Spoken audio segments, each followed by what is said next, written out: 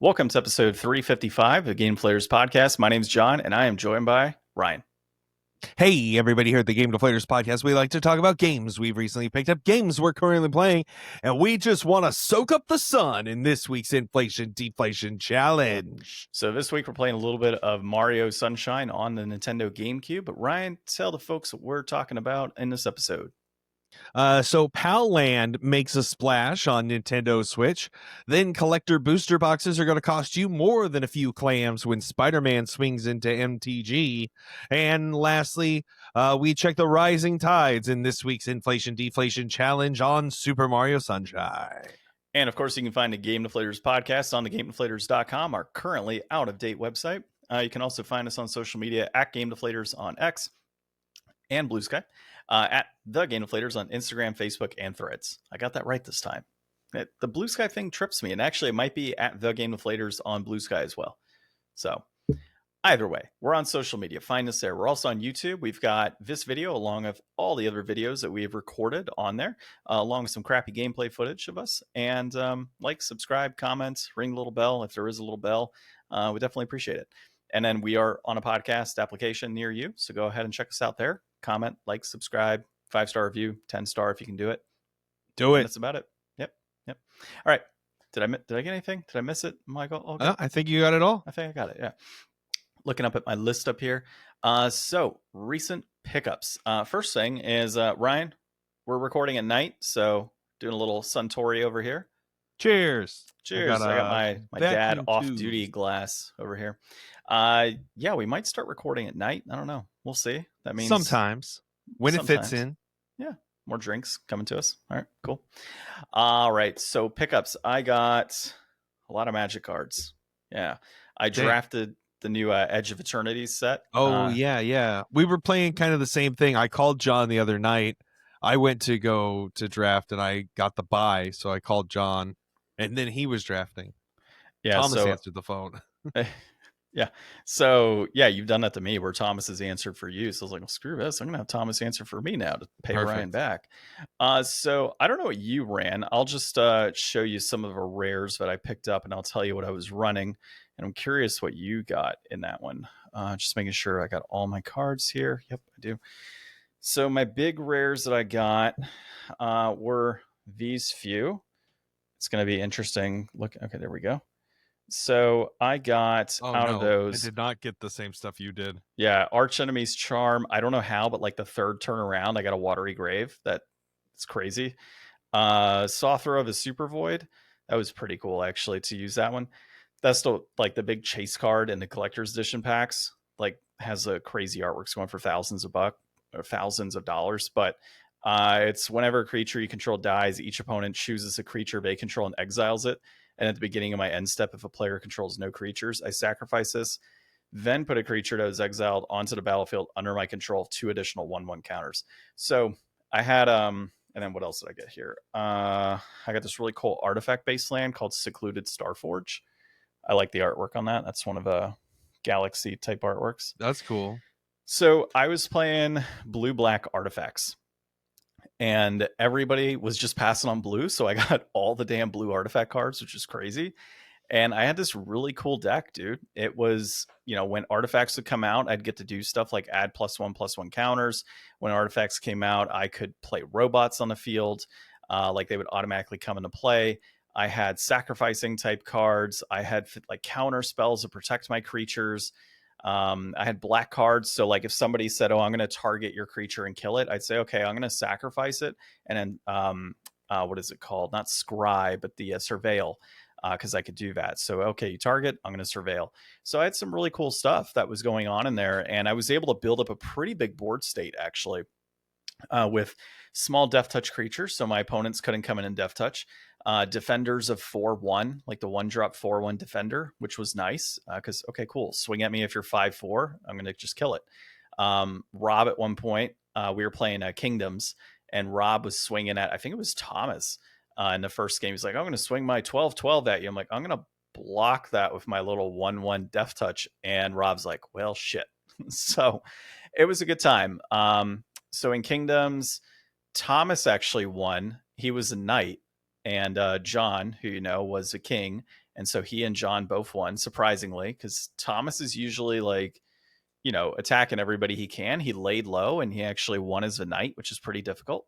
And then the next game, John and I won as barbarians. I forget who we took out, but like I said, my board state was crazy good, and we took out Rob because he's always the strongest player, and went for Joe next. And then Thomas was left up, and Thomas was like, "Oh, I don't know what to do." I'm like, "Well, I'm going to swing at you for 30." So Nice. yeah, it was a good time, but I enjoyed the artifact build. It was really cool. So I picked up some more artifacts. I've got actually a crap ton of cards coming in through TCG. So I've got a bunch of artifacts that are in the set that I did not obviously draft. I've got things like Frenzied Bailoff. I've got some lands coming in. Some of the mill stuff is coming in. So I'm really getting a lot of that to prep myself for the store championship that's coming up in a couple weeks, where I'm going to be playing a mill deck in that championship. So we'll see how it goes. As far as other pickups, that's it. And then currently playing, I have continued to play The Witcher. So I am on chapter 2 of The Witcher now, and it's good, dude. Like I'm really enjoying it. The jankiness is still, of course, there with beards flipping and hair waving and things of that nature, but overall, it's a pretty good game. I could see why folks will say, like, with the horse drawing, like that's a really bad drawing, and then 2 and 3 get better as it moves along, and then 4 hopefully is phenomenal. But I still like it. I think it's a good game. I'm happy I chose it, and I think there's 5 or 6 chapters in the game, so I'm making my way slowly. You're but making surely. some headway. Yeah, I think this week. So I start my new job on Monday, so I'm trying to get back in a nice routine. So like, going to start getting my son up earlier, taking him to his daycare, getting home, doing some like HubSpot training and things of that nature. And then I'll probably honestly play some Witcher to kind of burn off as much of that as I can, try and beat that quicker. And the other game, just looking at my list, is Final Fantasy VI. So we are much further in that one.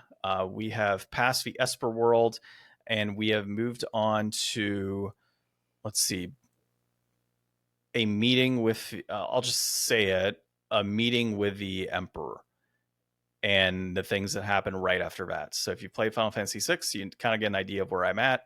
A meeting with the Emperor doesn't necessarily mean battle or friendship or anything along those lines. It just means a meeting. So that is where I am right now. But I'm enjoying the game with my wife. We're having a good time with, just the different characters and building them up. And is this the best Final Fantasy? Dude, story-wise, this Final Fantasy is fantastic. Like it's really good. It's had its plot twists that have been placed in there as we're in this one section, and we're just kind of hearing the story out and what's kind of occurring. My wife and I just look at you and we're like, yeah, that's some bullshit. Like that's not gonna hold up true in the story. Like we know that there's some backhanded stuff that's going to be occurring here pretty soon, and we're excited to see what happens next. But story-wise, I think it's really good. It's definitely up there. I still think Final Fantasy X is the best story, and there's people out there that'll crap all over me for that one, but 10 is definitely story-wise one of the best ones, and probably the best in my opinion. So that's where I am. How about you? So I did not make any time for gaming stuff this week. Just kind of busy doing some other things. I did go to Friday Night Magic, like I was saying. I did draft, and it was we had 11 people, so we just kind of did one giant pod, and we've done that a couple times at this place. And man, it is so crazy when you've got like 10 plus people in a pod, and you just pass that deck to the left, and you're like, well, that's the last time I'm going to see most of those cards. How does that even work? I mean, so I know how it works. Like you're going to get, maybe you'll see one pack for sure twice, like your pack, and then maybe a pack after you. But beyond that, I mean, you're picking, let's just say each pack has a blue. I mean, by the time one round goes around, you might have like 4 people that picked a blue card, and by the time it comes back to you, there's like no blue left, right? It's weird. So you have to hope. You have to hope that the people next to you are not playing the same color as you, basically. The guy next to me was playing the exact same thing that I was. Oh, damn. That sucks. Yeah, it was crazy. So we just kept like taking each other's like blue stuff. But yeah, I tried to do like a red blue artifacts and jellyfish, and it was not good. I kind of got my ass handed to me. I'm lucky I got the bye in the first round just so that I got at least one win. Nice. But yeah, the first match I was in, this guy had like, he basically got enough stuff to do like a mono white deck. Like he had 3 blue to splash in that he didn't even really need for any reason. He just So pulled them. like, yeah, he could have just like, it was fast and it was hard and it just took me down pretty quick. And then yeah, he got that one blue guard that doubles your on board effect triggers. So he got that in the second match and it just like made it even worse. And then the second match was they did the 5-color spaceship. That's a tough one. They were never able to actually get the ship on, but like I just had really bad hands. Like I mulliganed my first hand and then I had just like one land in my second hand. It just didn't feel like trying to mulligan a second time and go down to 5 cards, but I just should have. And then I don't remember what happened the second game, but it just kind of never came together. It was one of those drafts that I feel like I've done a ton of where I just kind of am like, oh, artifact synergy, or oh, tribal synergy, and then I just run out of steam because I just don't really have enough in there. Like I don't really have a clearly defined win condition, and things just never really seem to come together the way that I was hoping. So it was okay. I still really like this set. It's cool. I still haven't gotten any like really cool cards from this set, like cool art or anything. So I feel like I'm always kind of disappointed that I don't feel like I get very many like cool cards. Yeah, I know Rob got like was it Sacred Foundry, I think is what it is, a red white land. He got that one. Joe got a pretty cool looking, like all of us got out of our packs, we at least got like one cool land out of it. I also got this really cool card myself called Terra Symbiosis, which I think is I got one of those. That's gonna be a badass card, dude. I did kind of hate draft a couple of cards. Yeah, so maybe that's one of the reasons that I didn't do so good. I mean, that would do it. Realistically, they should not have you guys drafting that big of a pod. I'm just looking to see if I have any other art cards, but it should be 6 and 5 in that instance, because you're going to end up with like what you had, right? Situations where you've got shitty decks going against each other, or you might have somebody that did draft like really well because they're like, oh, I'm going to focus on white because I just keep getting white cards sent my way, unbeknownst to everybody else at the table that, hey, that one guy is playing white. But like, so with our little pod, we had Joe was playing all black. You had Thomas playing red white. John was playing red green, and then Rob was playing like green colorless. Did you guys do the like half draft, half sealed? Yeah, dude, that's fun. That's so much fun. That. Yeah, like I like that we came up with that concept for like table play. It just makes sense. Like rather than draft 3 different or 6 different packs or have to draft multiple decks, like just you've got a draft deck now, just amp it up with what you can. And oftentimes in draft, you're not going to go monocolor anyways. You're gonna be drafting multicolor. I actually could have gone mono blue because there was that much blue at the table, man. Like I drafted all blue for the most part and splashed in some black, and occasionally got red and white cards that came my way, like rares and whatnot. But for the most part, everybody tried to draft their color, and still, like Rob had like 10 blue cards. John had like 8 blue cards. Joe had several blue cards. Thomas had several blue cards. I had extra blue cards. So we had a crap ton of blue that was in those packs. So I got kind of lucky, I think, in that respect. I forgot. I did get a couple of their pickups this week. Oh, we'll do so. I got a thing on Amazon that was actually pretty cool. It was these like dry erase tokens. Ones? Yeah. So these are pretty cool, but it also came with these little like dry erase chips. So I don't carry around like I don't have to have a whole bunch of like D6s to do like counter tokens on. I can just write whatever I want on these little ones and throw them on cards. So I thought that those were pretty cool. It was like a bunch of those and a bunch of the cards, and actually like 4 markers with the erasers on them, I think for like 12 or $13 or something. So I Yeah, was pretty pumped about that. one of the other guys that we play with at the shop, he has a bunch of those too now. I still kind of like the traditional. Like if I'm playing a deck and I know, for commander and stuff or drafting, it makes sense in my opinion. But for standard play, if I'm playing a certain deck, I know what kind of tokens I need typically. Yeah. I mean, if you do tournaments, you're like supposed to bring like the proper tokens even. I don't know. But like that's what I do. Yeah, if I'm doing draft, it's just in my draft kit really. So it's like the first time you go for pre-release, it's like sometimes you just don't get enough of the tokens, so it'll be nice to not have to bum tokens from people or use like other tokens. There was this one guy, I think I mentioned it on here, but like I played against at I think one of the Final Fantasy drafts or something, and he just like right on the card sleeve would just use his dry erase, and he said like it drives people nuts, and I thought it was kind of cool and edgy, and I was like, oh, that's sick. But then I wound up getting those instead, and I was like, maybe that'll be like a little bit better, maybe drawn right on there. And it's like I was telling somebody about that, and they were like, ugh. You could still sleeve those though, right? What? Those cards that you got, the dry erase ones, you can still sleeve them. I mean, I guess so, but no, I mean, he would just like instead of putting like dice, he just wrote like +1/+1 on his like sleeve card. No, because I mean they're just sleeves, like it doesn't really matter. Yeah, exactly. You told me that I think last week, and I think it's interesting. I wouldn't do it because I like that.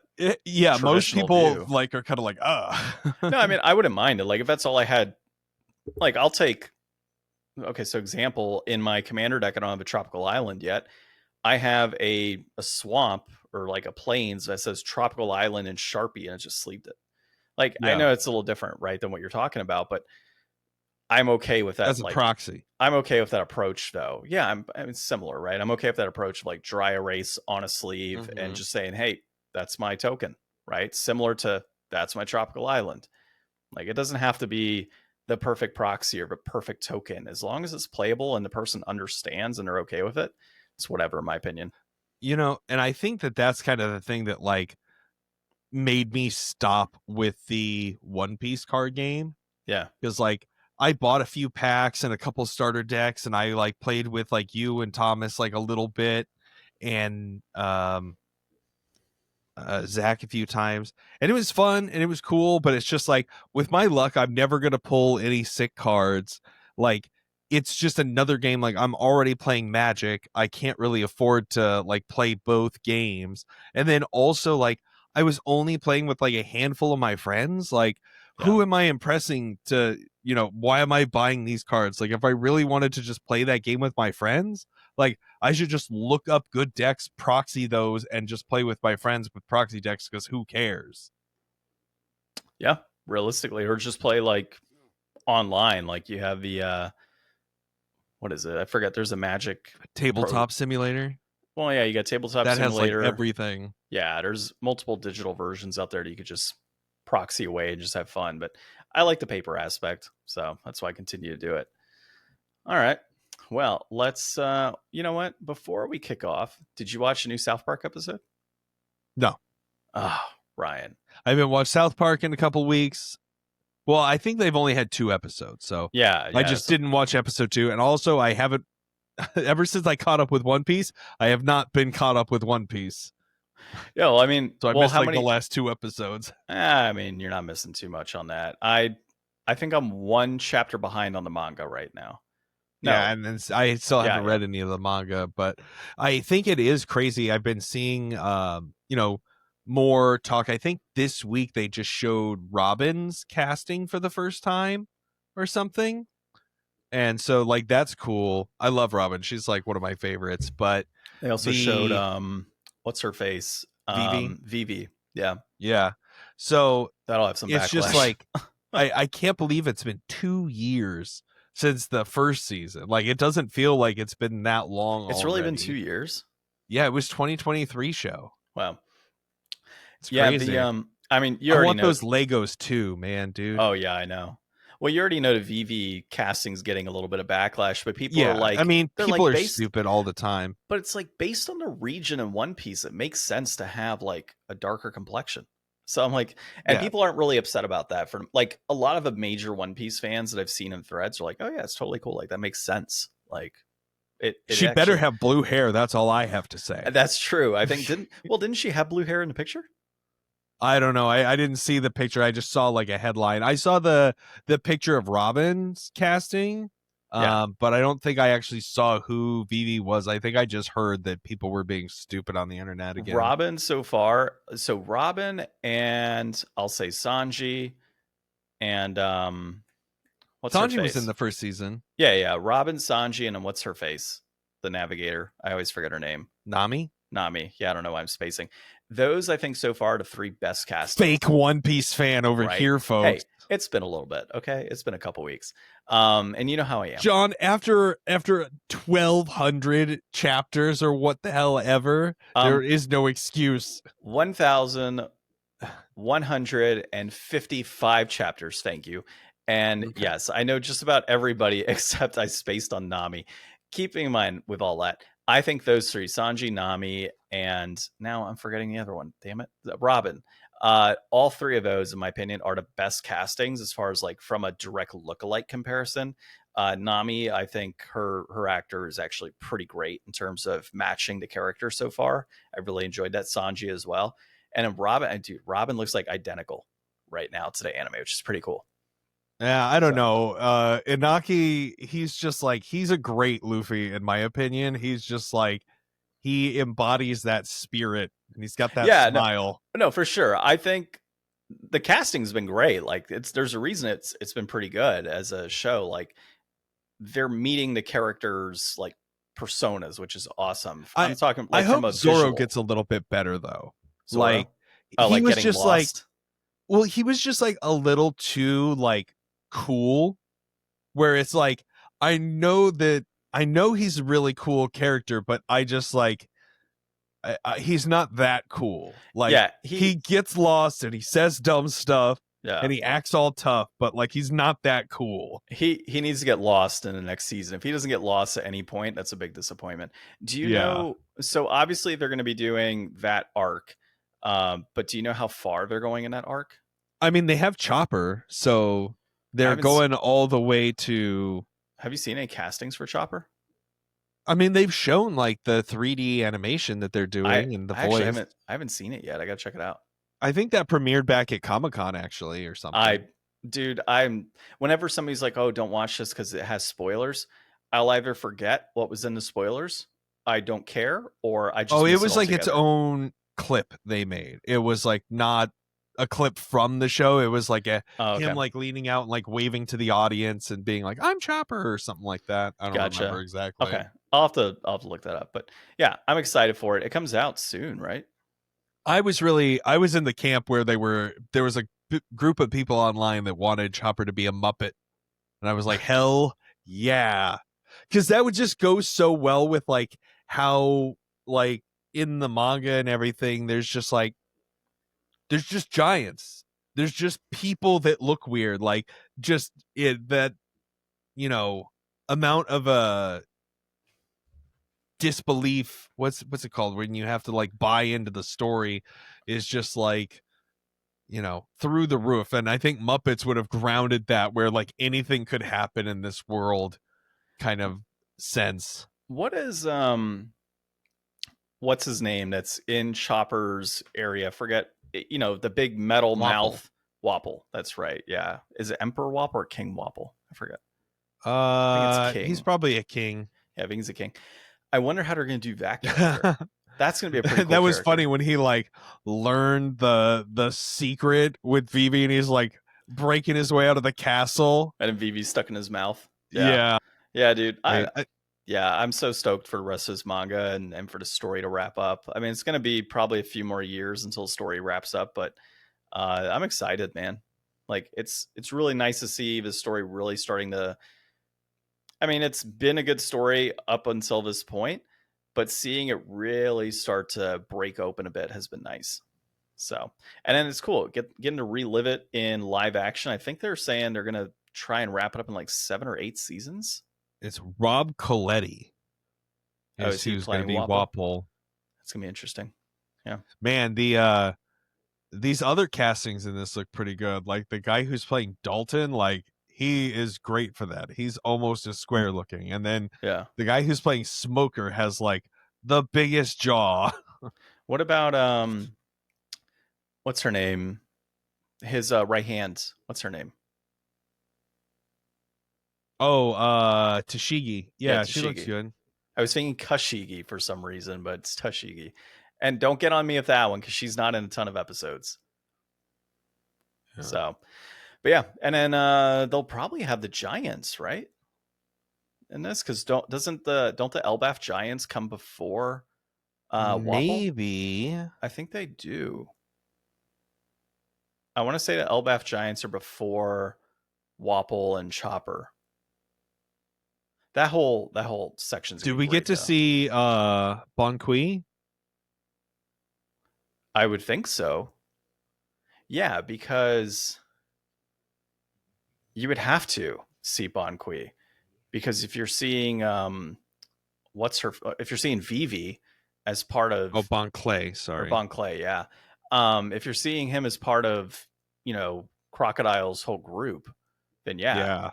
Man, Bon Clay is like the best. Like it's so sleeper spoilers for many hundreds of chapters later, but like you think Bon Clay is one thing, and then when Impel Down comes around, you're like, Team Bon Clay. Fantastic stuff, man. Yeah, it's good stuff. I cannot wait.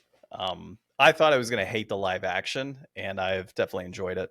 So, all right, let's go into our discussions this week. So, the first one, reading up here, is with the Palworld lawsuit rumbling on in the background, the Nintendo Switch welcomes Palland, a survival game that looks a whole lot like Pocket Pair's Creature Collector. This comes to us from Games Radar. So this is so dumb, man. So basically, Palland is a copycat of Palworld, and it got past Nintendo.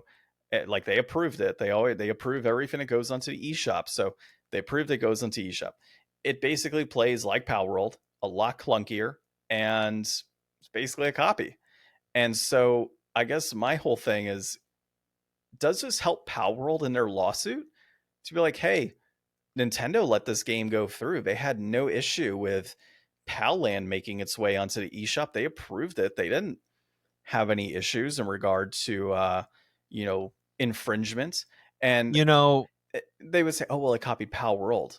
Well, if Palworld is a copy of Pokemon and other things, and Palland's a copy of Palworld, then that means by default, Palland is a copy of Pokemon, if that's your argument. Yeah, so like I don't know exactly how this plays out with the stack, we'll say, because Palworld was never something that was launching on Nintendo.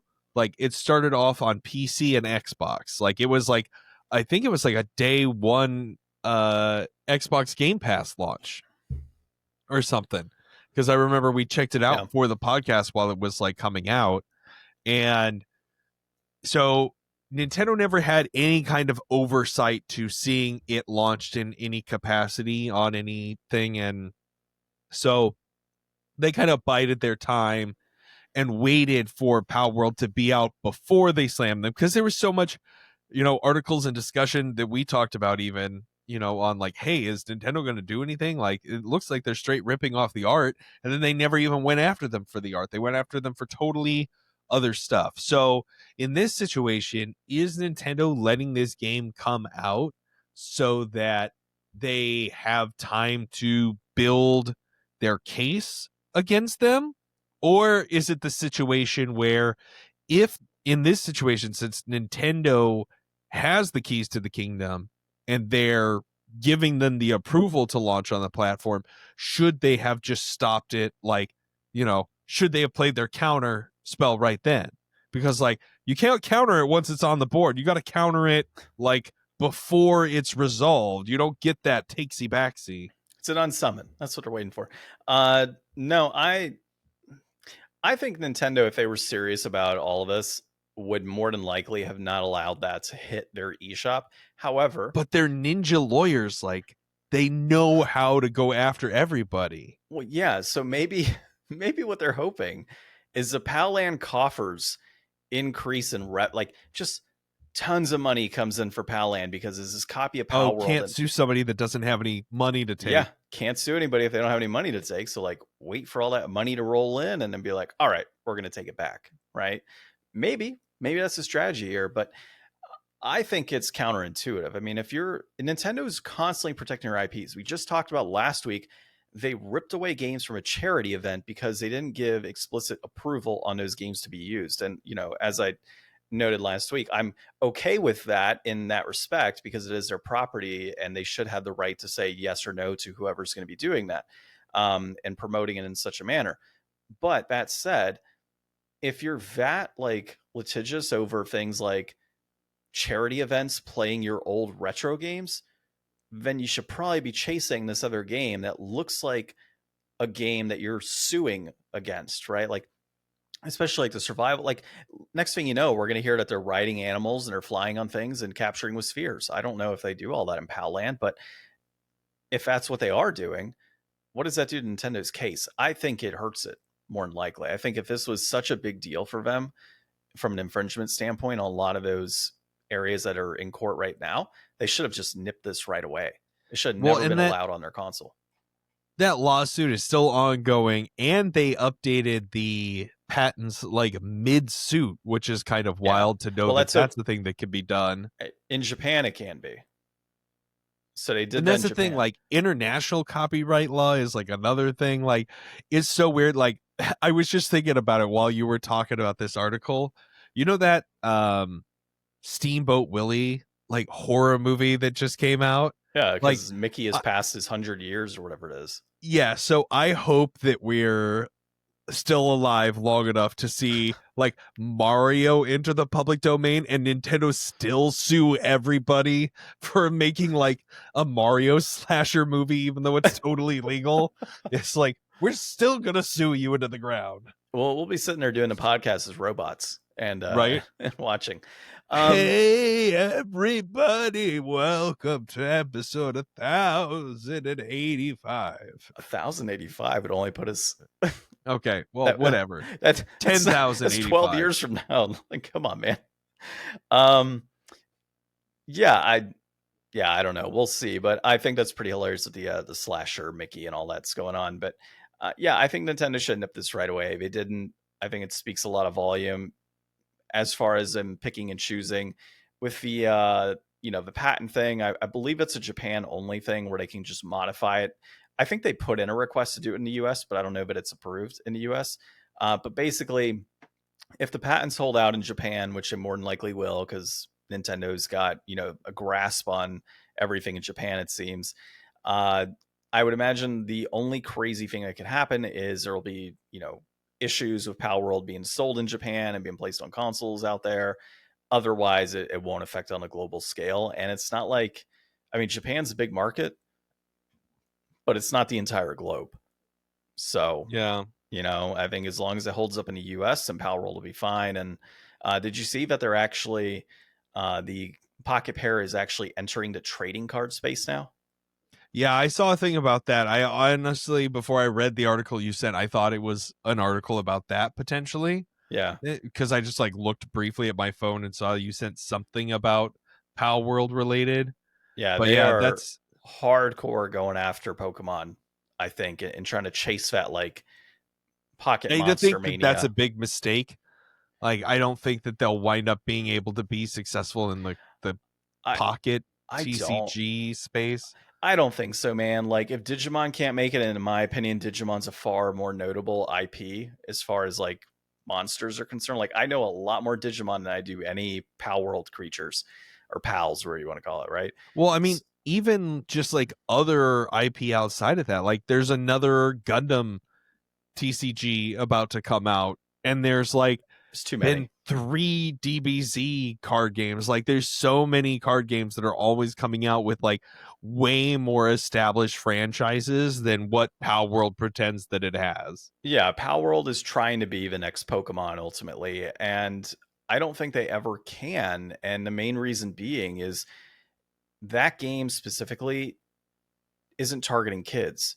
Pokemon targeted us when you and I were in like first and second grade. So I mean that's a little different. You can't target Palworld to first and second graders because well, I guess you can to US, right? But it's just given where it's a secret agency and guns and the violence is tied to it. I mean, that's just something that um you know, you can't exactly distribute to children.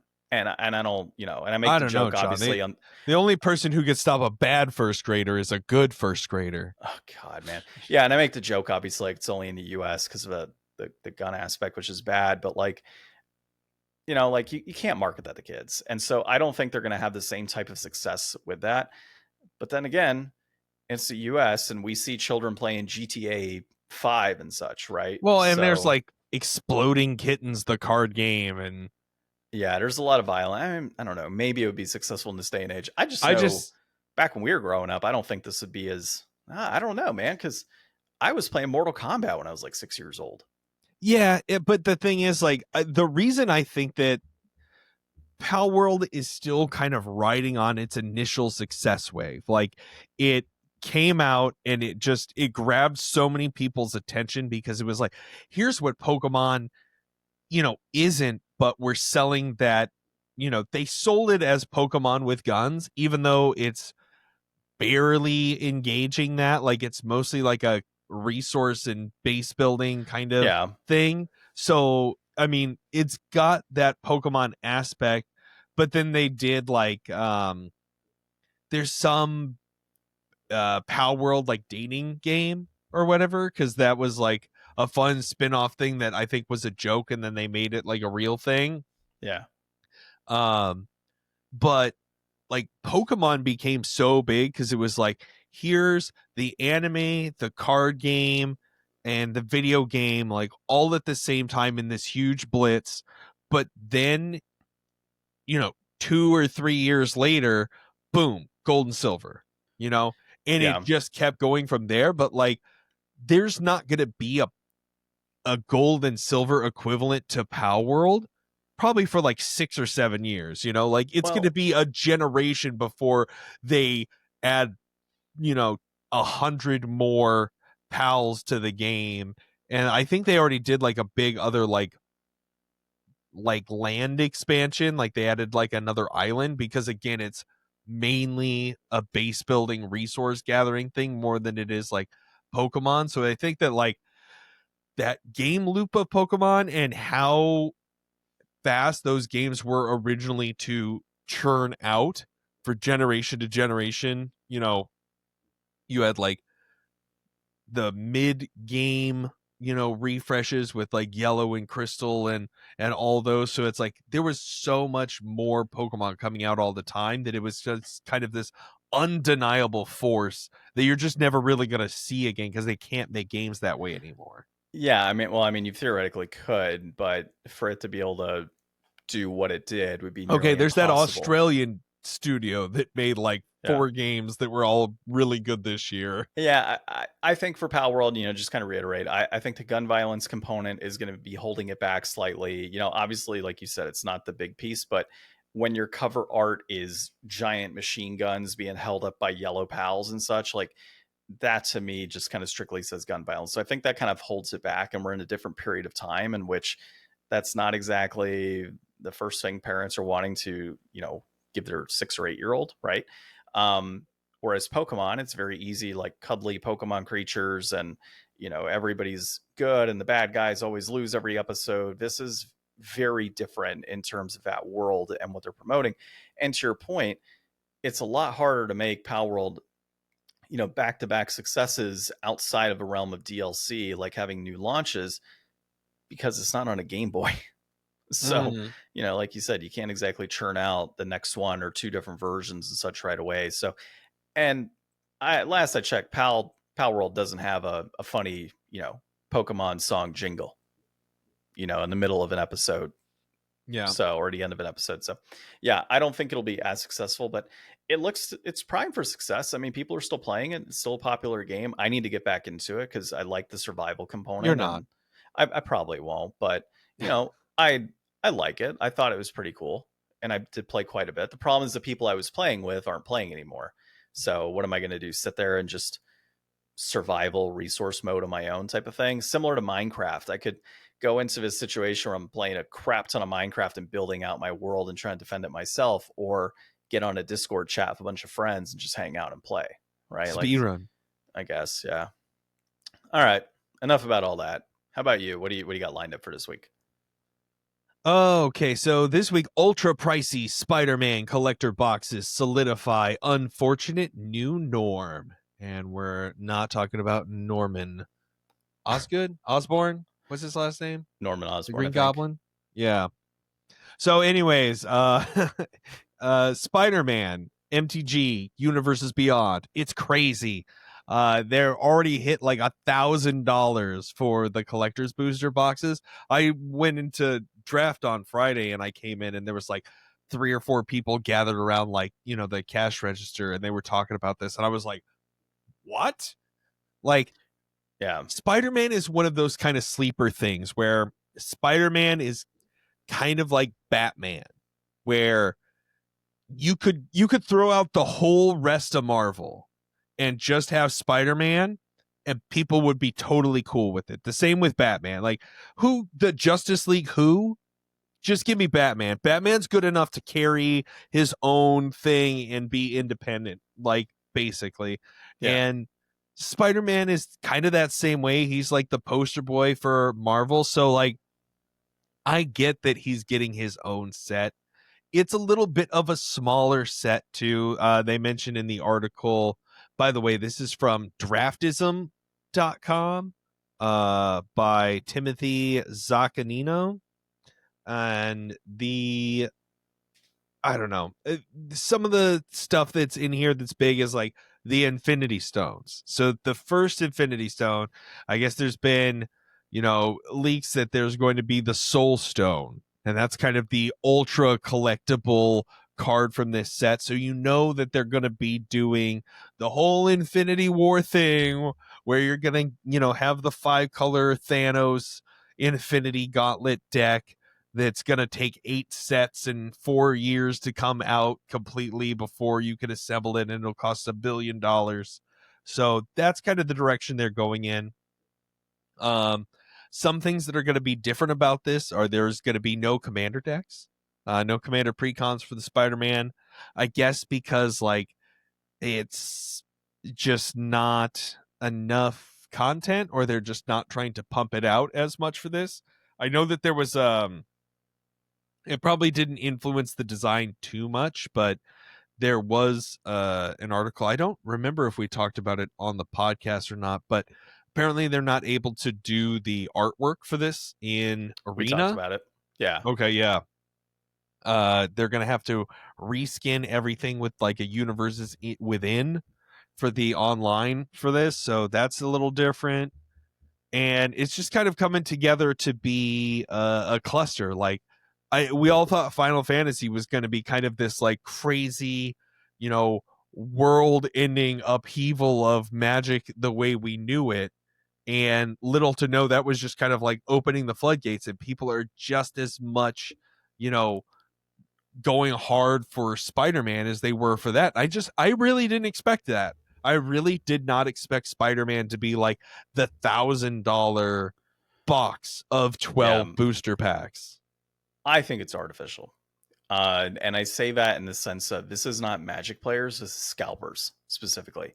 Scalpers who have learned that there's $70,000 gold chocobos in Final Fantasy, buying up all the Final Fantasy cards because of that, and then learning, oh, well, there's this card in this set that's going to be a chase card, and this all it is box breakers and scalpers right now. Those, they're like, looking to make VVs, those are going like crazy if they're not going to ban that cauldron card. They've balanced, though. Like, the VV was going for like $60-$70. It's sitting in the $40 range. Like, it's balanced out, which is normal. That's highly normal to have. Like, for example, the Shield Drid. right? It was the other one that was going for 60, 70, upwards to like $80, right? For And standard. I remember when I got 2 meat hooks and I thought I was in the money. Right. So, yeah, I mean, well, Thomas and I, we split a Dominaria United box one time. We pulled a Shieldred, I sold it, I got it, and we got our money back.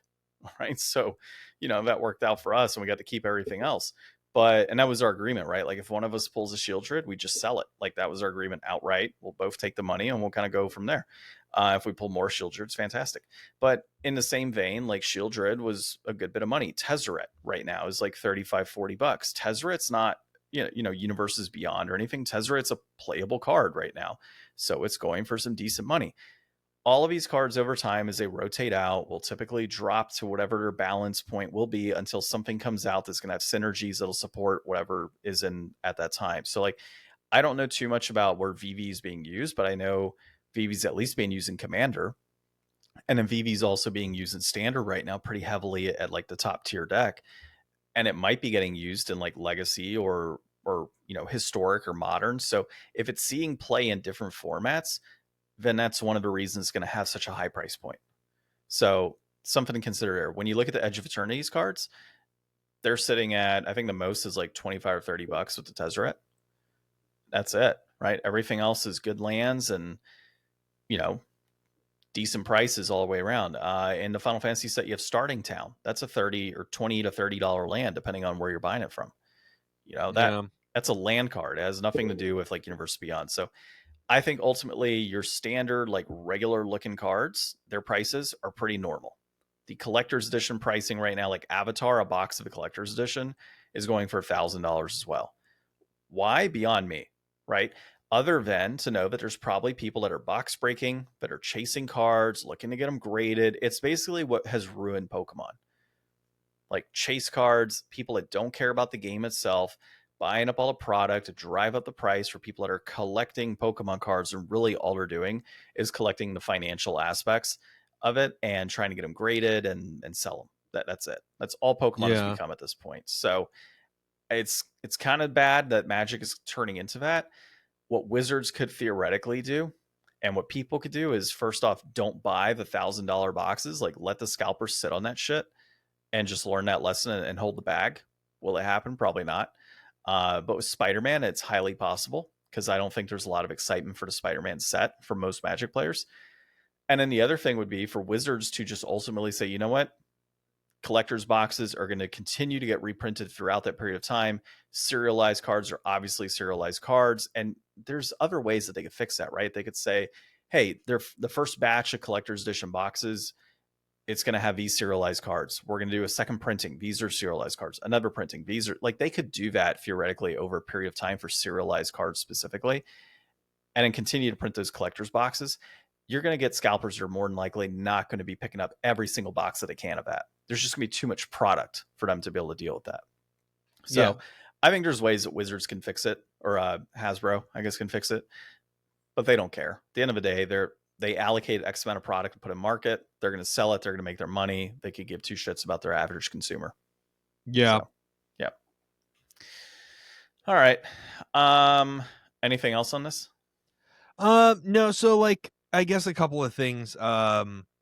So like we said, this is going for like $1,000. The only other ones that have done it there was Theros Beyond Death, Lord of the Rings Special Edition, Fallout, Final Fantasy, and Bloomborough. I'm kind of surprised to see Bloomborough. I love Bloomborough. Yeah, I love Bloomborough too. It's got to be because there's serialized cards in there that are worth some money. Could be, or something on like the special sheet or whatever.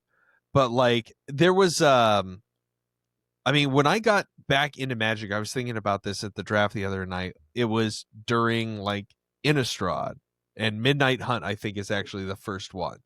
And I got back into it because I heard of like the Lord of the Rings and the 40K crossovers that were going to be coming out. So I got super excited because of Universes Beyond. That's actually what pulled me back to Magic. So I'm not like on the face opposed to it.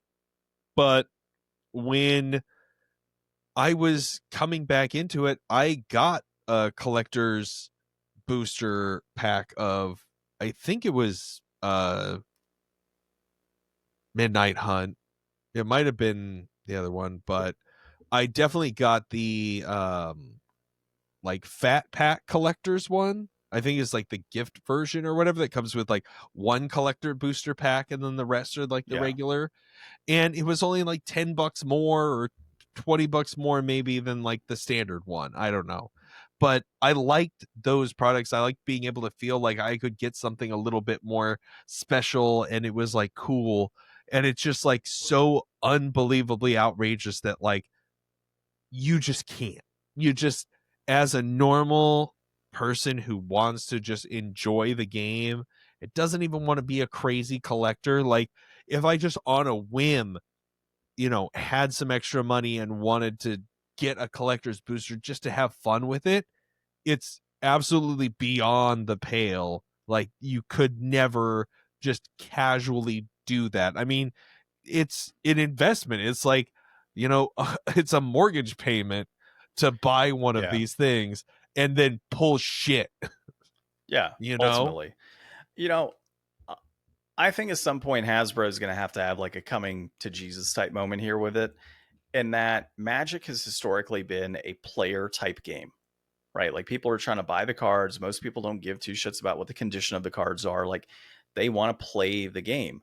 And ultimately that's what it's about. That's why you have arenas is so popular. That's why, paper is popular and people are going in person to play these decks. I think if it gets to a point where your average player, due to affordability of a secondary market, is unable to purchase booster boxes and fat packs and things like that because scalpers are scooping it up to try and get whatever chase card do they can. even make fat packs anymore? I think they do. Yeah, pretty sure they do. Yeah, they do, because Joe and John just bought one for Edge of Eternities. But point being is, if you're going to have those prices being driven up, well, now you're killing your paper product. And a lot of those paper players don't necessarily want to play on arenas either. Like some of them do to test it out, but they're not paying money for paper and paying money on the digital side too. Oh, so I wish I got a Final Fantasy one. It's got Sephiroth. It looks cool. Yeah. So I don't know, man. I think Hasbro, Wizards, they're going to kind of come to this realization that we're hurting our own product by putting out this Universes Beyond crap that most people don't like. Did they say big dollar signs? They don't care. They do, but I shared an article with you recently that they were like, yeah, like we understand that people don't like this product. It's selling the well. K-pop one? Oh God, please. That we talked about. That was just last week. Yeah, we talked about that. Yeah, we talked about K-pop. Final Fantasy, I think, sold well because it's Final Fantasy. We'll see how Spider-Man sells. I don't think Spider-Man's going to sell nearly as well as Final Fantasy. And I don't think that Avatar is going to sell nearly as well as Final Fantasy. No, but that's the thing. Like, it's not probably going to be the best seller ever. And I wouldn't really expect it to. But, like, there's going to be bigger ones. Like, there's going to be more of these. And they're going to go in, like, crazy directions. Like, I don't know. Like, I'm thinking about who needs to make another, Matrix movie. Make some Matrix, crossover cards or whatever. Here's the thing. People would buy the shit out of that, I'm sure. The red pill and the blue pill deck. That'd be interesting. But like with Avatar, right? In talking to Joe and John buy a lot of booster packs and a lot of booster boxes. They usually will buy like a case. Buy singles. Exactly. They have stopped buying bigger, sets because all of the sets are coming out. Like they're going to buy more strictly like Magic sets, right? Oh, I mean, yeah, they just print so many sets. You used to get like 4 sets a year.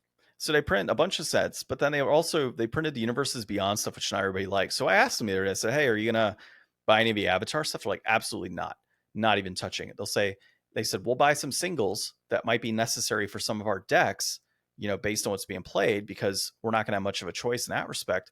But we're not supporting Hasbro in that. We're supporting the secondary market by buying those singles. We're not buying the booster boxes. Yeah. So, I think you're going to have a situation like that. Final Fantasy, as I had said before, I thought was going to do very well because it's a very well-known IP.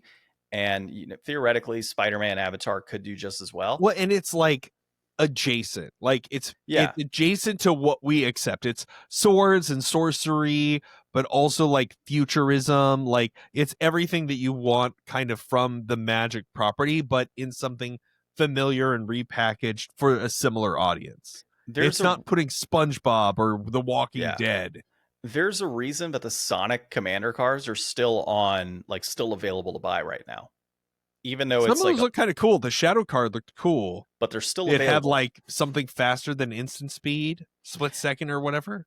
Yeah, but the cards are still available is my point. Like that's a limited run of print that they put on to Secret Lair, and those are still there, right? Do you think they'll ever make a Mario Universes Beyond? I hope Nintendo's never developed their own card game, have they? Yeah, they have. They started as a card like company. The Hanafuda card. Okay, I was like, come on now. I mean, like a TCG. Yeah, I don't know. They have the Mario cards that came with like Mario Wonder, but that's just collectible cards. So I mean, they made the e-reader. Yeah. I guess that's a card games. Literally counts, right? Card games. They own a part of Pokemon, so I mean it kind of counts there too. But I doubt it. We'll see. But I don't think Magic's dead in the water yet. I think if this continues, Hasbro will do something about it. Oh my god, dude! The next Smash Bros is going to be a TCG. Oh god, yeah, I could see it with a Nintendo Switch 2 e-reader. All right, let's move on. A new challenger, Jace Bellerin. Please no. All right, inflation, deflation. Super Mario Sunshine. Looking at my monitor up here. So developed by Nintendo EAD, published by Nintendo, directed by Yoshiaki Koizumi and Kenta Usui. It was released in August of 2002.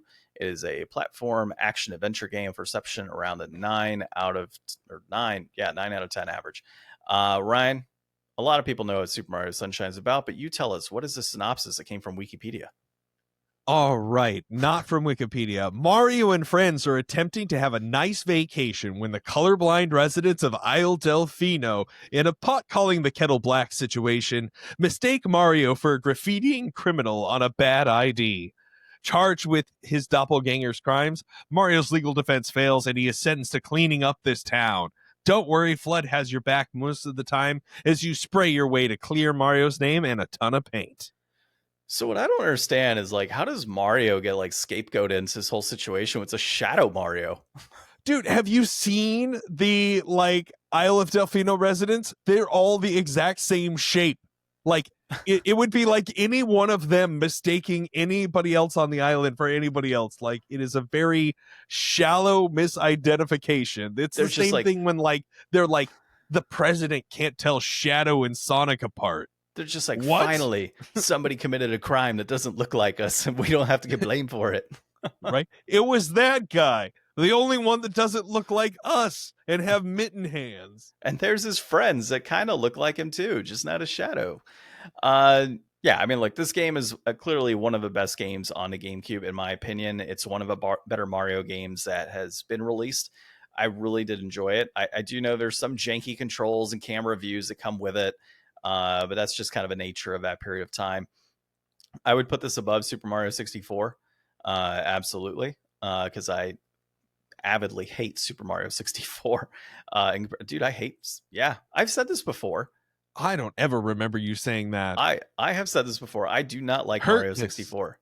Yeah, no, I hate Mario 64. It's not even in my top 5 Mario games. Yeah. That is garbage. Jank controls. I did replay it on the Switch because my wife wanted to play it, and it was still jank.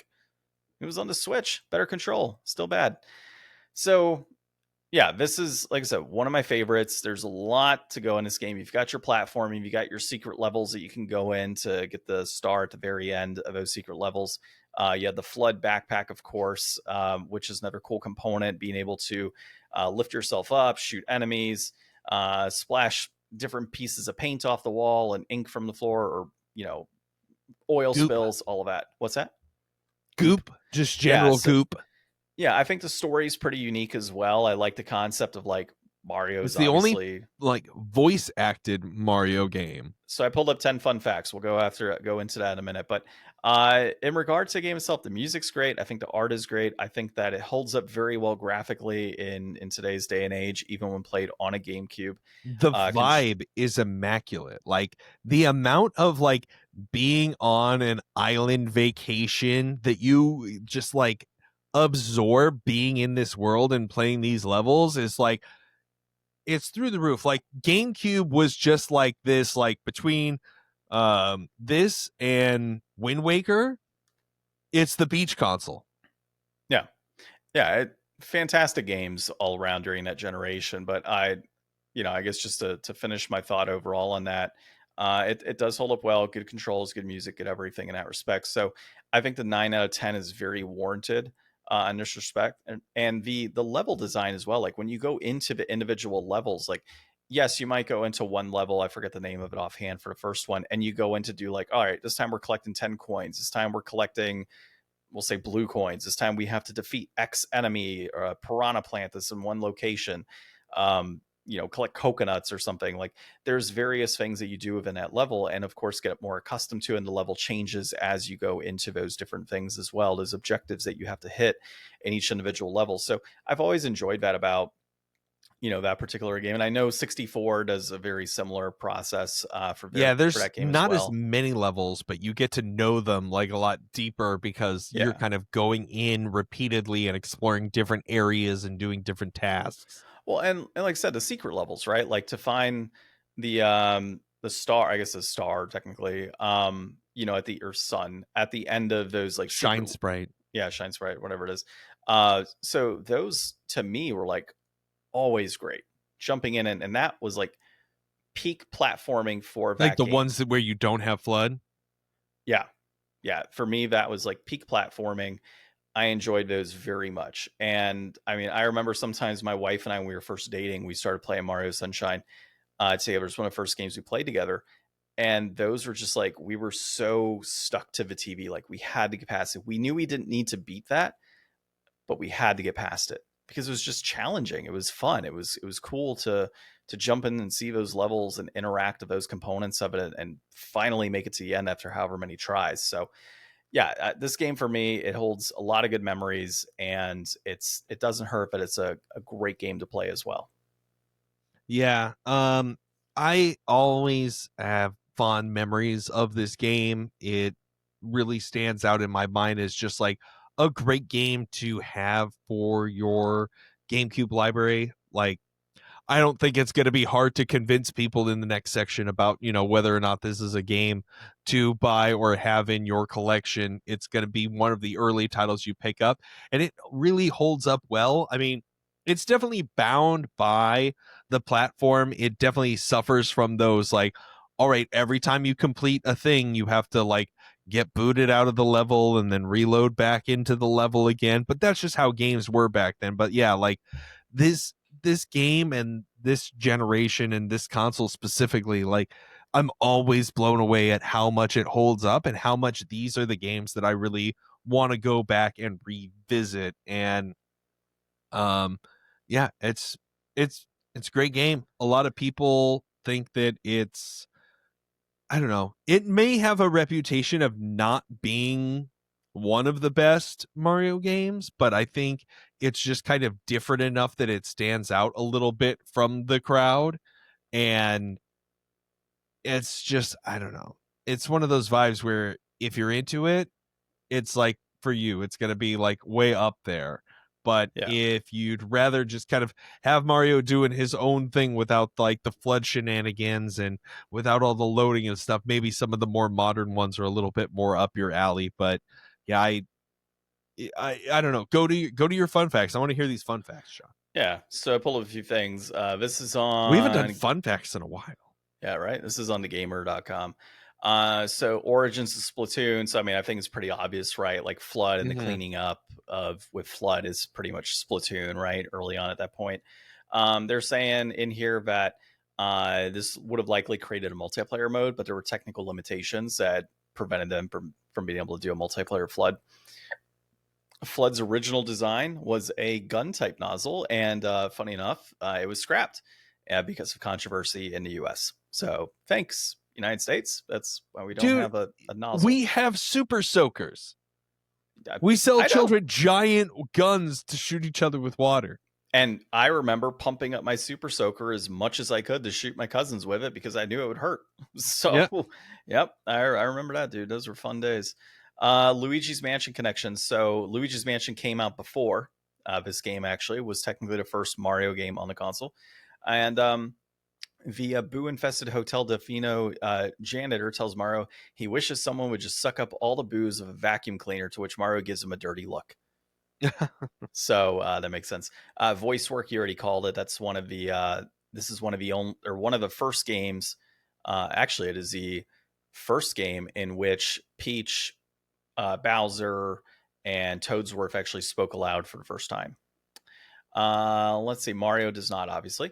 He stays silent. There is a Beatles reference in Rico Harbor. I did not know about that. But docked in the harbor is a yellow submarine with a familiar shape. Oh, nice. All the Italians. So it says Mario's heritage as an Italian does not often come with his games, except for Sunshine. They paid homage to the plumber's homeland throughout the game. Mario says, Aria, geez, I should say this, but Arrivederci. Arrivederci, yeah, which means goodbye. I should, because I have some Italian in me, but I don't know, but apparently. There's Gelato Beach, of course, which is ice cream, Gnocchi Bay, and then Delfino itself means dolphins. So a lot of Italian references. The Secrets of Serena Beach. So the stage is remembered for its haunted hotel rage, including Manta Ray Boss. But if you look overhead, gamers notice something similar to Beach's layout. It's actually shaped like a GameCube controller. So that's kind of cool. Let's see. Il Biantamiso's secret identity. So he's a weird guy. He pops up through Sunshine, races and claims to be a piñata. Or no, he's Bianta. The runner from Zelda or something, right? It says digging into game reveals that beneath the helmet, he shares a character model with the running postman from Legend of Zelda Ocarina of Time. Yeah, I remember hearing that one somewhere before. Humans on Island of Delfinos. So there are humans that appear briefly in the game. And then it actually made people more helpful, apparently.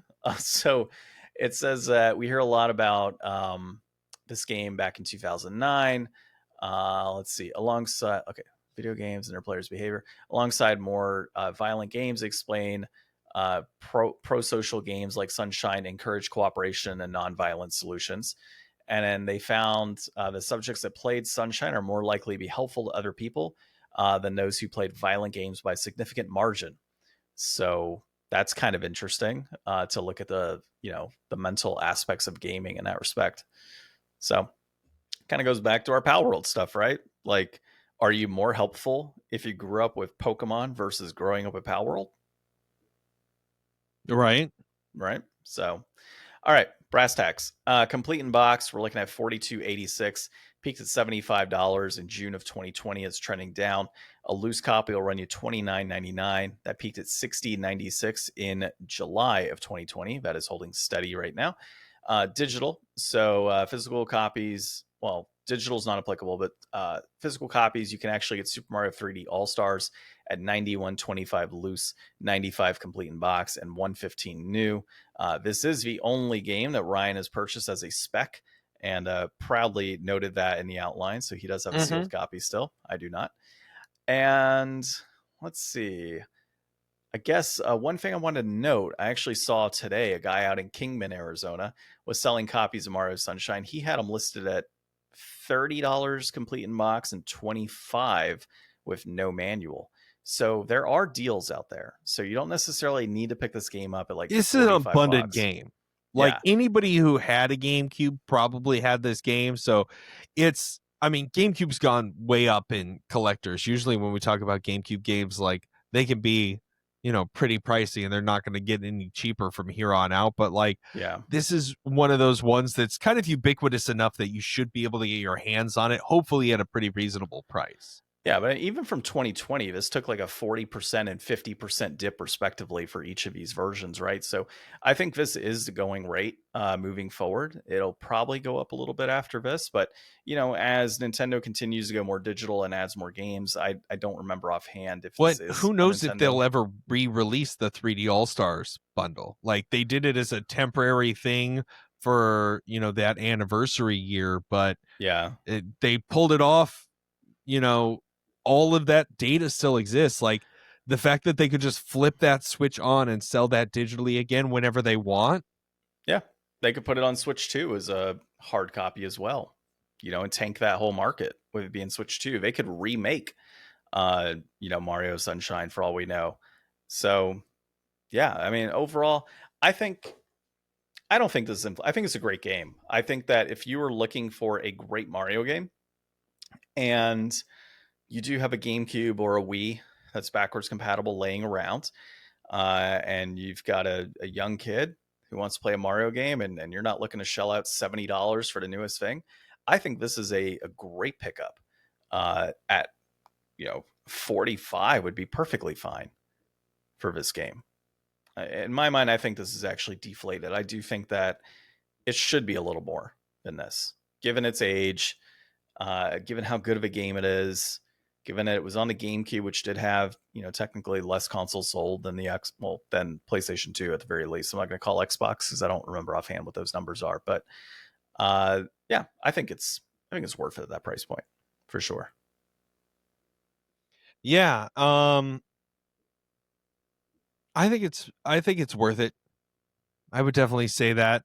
Also, taking a look here, I just did a brief glance. So, if you got a loose copy of Mario 64 for $31, a loose copy of Mario Galaxy for $15, and then the loose copy of Sunshine for $30, uh, that's still cheaper than $91 for a loose copy of 3D All Stars for the Switch.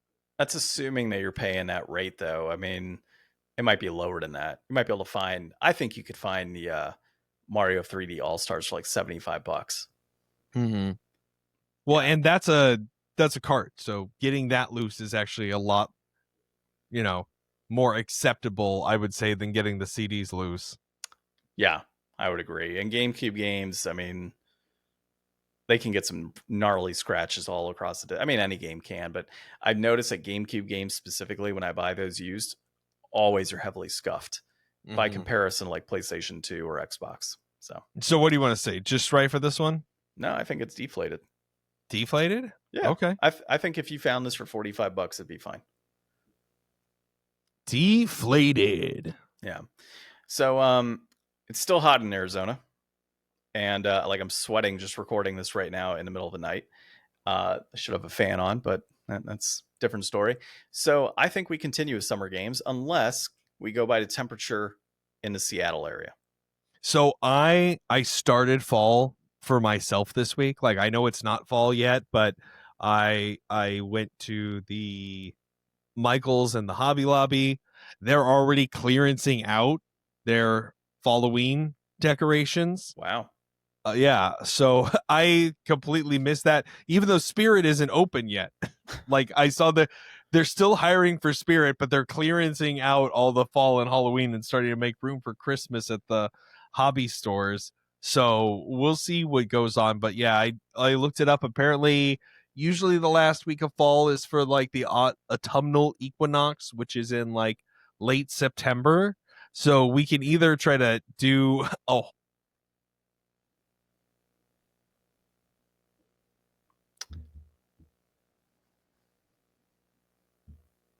Yeah, sounds like a plan, man. Well, until then, this has been episode 355 of the Game Deflators Podcast. My name is John, and thanks for listening and watching.